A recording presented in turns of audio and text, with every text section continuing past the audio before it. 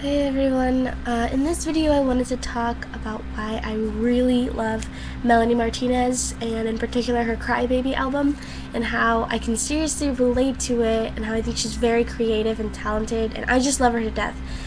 But I also want to mention some gross behavior I've seen with her fans, and why I'm really not a fan of her fans, if that makes a lot of sense. So, things I really like about Crybaby, it's very aesthetically pleasing as an album. I love the little book that goes with it, and I'll probably put the pictures from it on here. I also really liked Mark Ryden before I even started listening to her music, so when I first saw the Crybaby art, I was like, this is very obviously inspired by him. Um, anyway, I'm just going to go through some of the songs and talk about why I like particular ones and how they relate to me, and it's always comforting to have an artist put into words things that you're feeling or things that you've been through that you might be too scared to talk about yourself. It's just a comforting thought. So the particular songs, I'm just going to talk about the particular songs and then talk shit about Tumblr fans. So the first is Crybaby. This song is really good for two reasons. The first being that it accurately describes my problem with often crying when I don't know how to express myself or I have communication problems, and being called a crybaby really often by the people around me. But also, she does something that Marina also did in Fear and Loathing, where if I listen to it when I'm feeling severely depressed, it feels like she's singing to me, and it makes me feel better and less alone.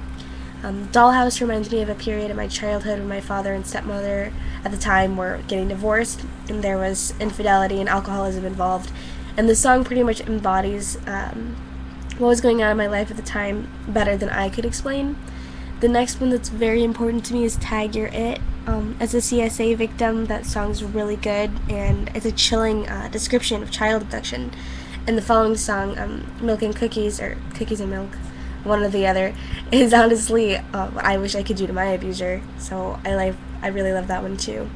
That's going to come up again later when I talk about why I don't like a lot of her fans, but anyway, the last one that is really important to me or relevant is Mad Hatter.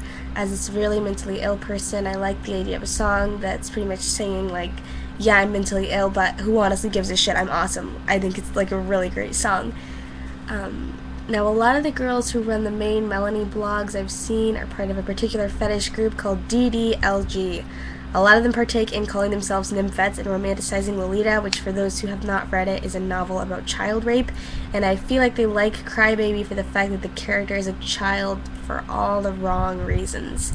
And I feel like the song about Crybaby being abducted and subsequently killing the man who did it kind of shows that Melanie, like most people, doesn't support pedophilia, and it's gross for people whose fetish involves behaving like a child or sexualizing childish things to be all over an album about a child character. Like, it's gross.